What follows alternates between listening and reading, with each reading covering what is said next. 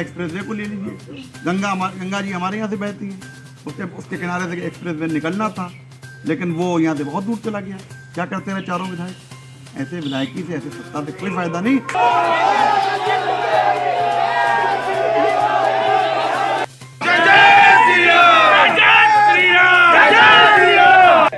जी के लड़के ने तो किसान मार डाले, वो अपराध नहीं है?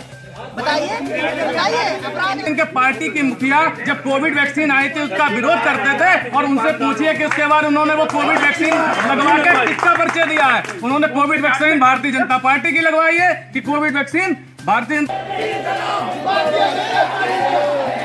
पहले एक सवाल का जवाब। का डेवलपमेंट नहीं होता है तो हमें क्या जरूरत है विधायक, एमपी और मंत्रियों की?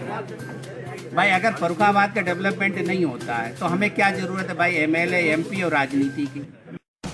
हमारे चैनल को सब्सक्राइब करें और वीडियो सबसे पहले अपने मोबाइल पर पाने के लिए बेल आइकन को दबाएं।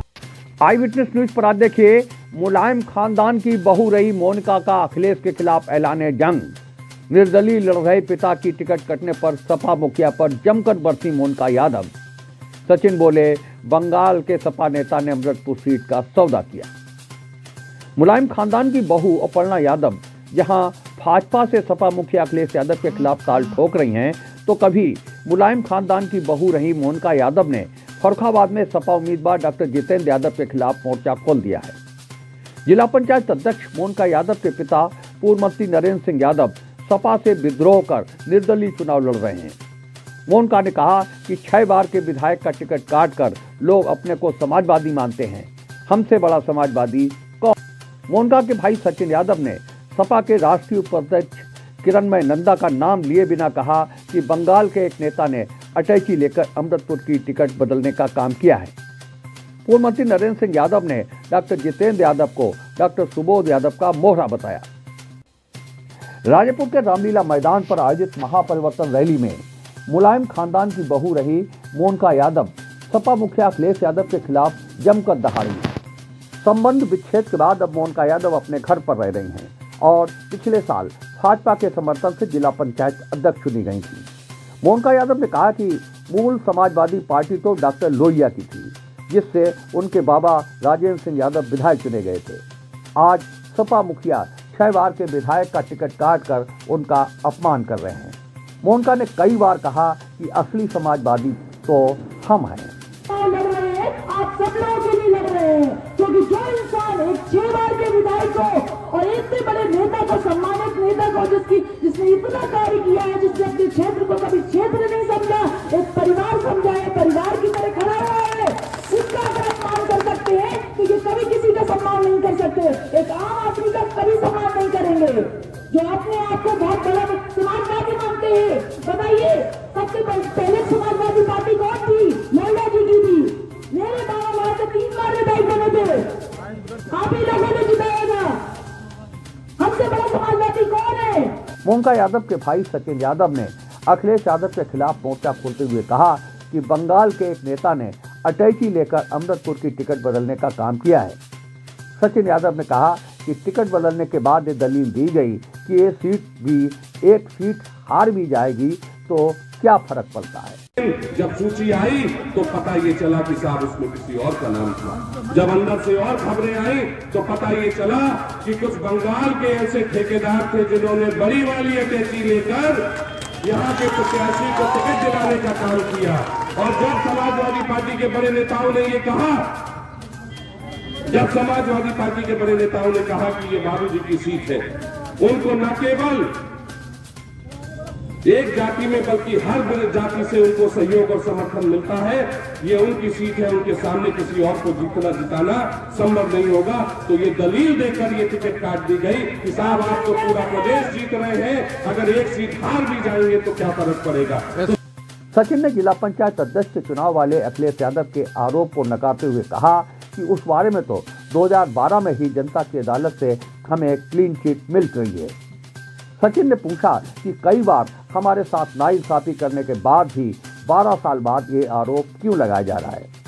जिसमें 2010 का एक मुकदमा था जिसमें हमें सजा सुनाई गई, हम आज इस मंच के माध्यम से उनको ये बताना चाहते हैं कि उस 2010 के मुकदमे में तो जनता के सुप्रीम कोर्ट ने हमें 2012 में ही बरी कर दिया था, तभी बाबूजी इस क्षेत्र से 20,000 के चुनाव जीत कर गए थे।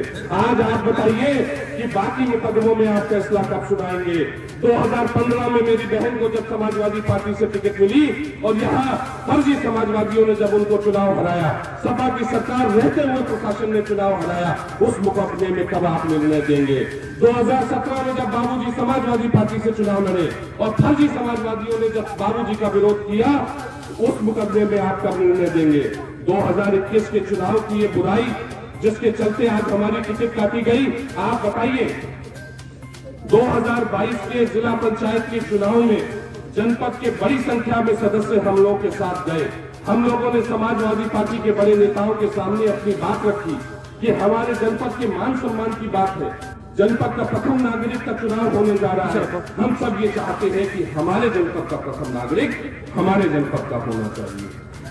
30 में से 22 सदस्य समाजवादी पार्टी के नेताओं के सामने अपनी गुहार लगाने गए, लिख के दिया, मौखिक रूप से उनको बताया कि साहब हम किसी गैर जनपद के व्यक्ति को अपने जनपद का प्रथम नागरिक नहीं बनाना चाहते हैं।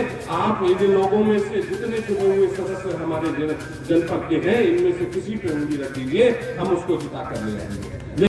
पूर्व मंत्री नरेंद्र सिंह यादव ने कहा कि डॉक्टर जितेंद्र यादव तो मोहरा है, पर्दे के पीछे डॉक्टर सुबोध यादव का खेल चल रहा है। जो समाजवादी पार्टी के यहाँ प्रत्याशी आपको मालूम दे रहे हैं, दिखाई दे रहे हैं, ये तो प्रत्याशी है ही नहीं, न जनता के प्रत्याशी है न समाजवादी पार्टी के प्रत्याशी है, ये तो किसी का मोहरा है और मोहरे के रूप में चुनाव लड़ाए जा रहे हैं। लोगों की मनोकामना ये है, ये चुनाव हार जाएगा तो अगला नंबर मेरा आ जाएगा। वैसे बाहरी लोग दिवा स्वप्न देख रहे हैं, नरेंद्र सिंह के बाहर आने न आने से कोई फर्क नहीं पड़ता है। टिकट तो पार्टी ने हमारी 403 टिकट देने का काम किया था, लेकिन विधायक तो 45 ही बने थे। तो आप बताइए इस टिकट का क्या मतलब होता है? किसी पार्टी के टिकट का कोई मतलब नहीं होता है। वास्तव में टिकट का मतलब होता है जिसे जनता टिकट देती है, वही विधानसभा पहुंचता है, बाकी लोग मुद्दा गर्म है और ये समय है बिग बुलेटिन का। नमस्कार, मैं हूं अनिल वर्मा शेखर। रात के 10 बजे है और ये समय है बिग बुलेटिन का। विपक्ष की घेराबंदी का जवाब देंगे। मुख्तार अंसारी से वोट मांगोगे, आप अतीक अहमद से वोट मांगोगे कि आप गायत्री प्रजापति से वोट मांगोगे? हम कोई मोर्चा नहीं छोड़ेंगे। हम आ भी बढ़ते हो जाते बदनाम, वो कत्ल भी करें चर्चा नहीं होता। अब हमको बताएंगे हर हकीकत। योगी जी आए थे, जन सैलाब टूट पड़ा था, आप अपना देखिए। जनता की खातिर हर हद तक जाएंगे। पूरा पूर्वांचल उनके नारे से डोलता है और उस गोरखपुर के हाथे से उत्तर प्रदेश की सियासत का समीकरण तय होता है। आरोपों की सियासत पर सच्चाई बताएंगे कि राज्य में जब समाजवादी पार्टी की सरकार थी तो क्या ब्राह्मण अधिकारी कभी दिखाई दिए? देखते रहिए बिग बुलेटिन, रोज रात 10 बजे। जी के खानदान का आता पता नहीं है, जनेश्वर जी के खानदान का आता पता नहीं है कि जनेश्वर जी के पुत्र कहाँ है। बिग बुलेटिन आई विटनेस न्यूज पर रोज रात 10 बजे से सोमवार से शनिवार। हमारे चैनल को सब्सक्राइब करें और वीडियो सबसे पहले अपने मोबाइल पर पाने के लिए बेल आइकन को दबाएं। उम्मीद है आपको हमारी ये खबर पसंद आई होगी। आप इसे लाइक करिए, अपने दोस्तों के साथ शेयर करिए और उस पर कमेंट करिए। अगर आप पहली बार हमारे चैनल से जुड़े हैं तो चैनल को सब्सक्राइब करना मत भूलिए। यही निवेदन आपसे।